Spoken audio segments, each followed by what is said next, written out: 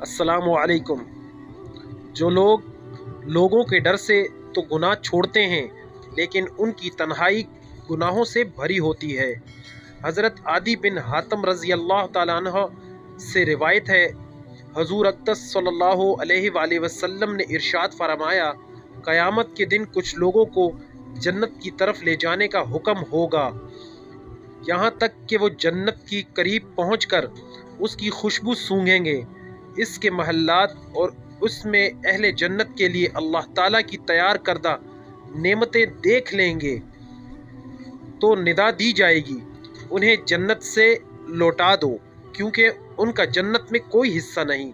ये नदा सुनकर वो ऐसी हसरत के साथ लौटेंगे कि उस जैसी हसरत के साथ उनसे पहले के लोग न लौटे होंगे।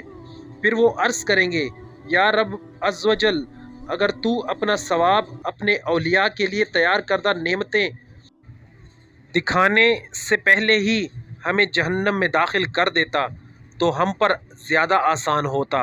अल्लाह ताला इरशाद फरमाएगा, मैंने इरादतन तुम्हारे साथ ऐसा किया है, और इसकी वजह यह है कि जब तुम तन्हाई में होते तो बड़े बड़े गुनाह करके मेरे साथ ऐलान जंग करते, और जब लोगों से मिलते तो आजिज़ी और इनकिसारी के साथ मिलते थे।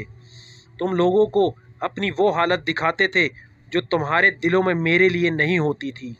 तुम लोगों से तो डरते और मुझसे नहीं डरते थे। तुम लोगों की इज़्ज़त करते और मेरी इज़्ज़त न करते थे।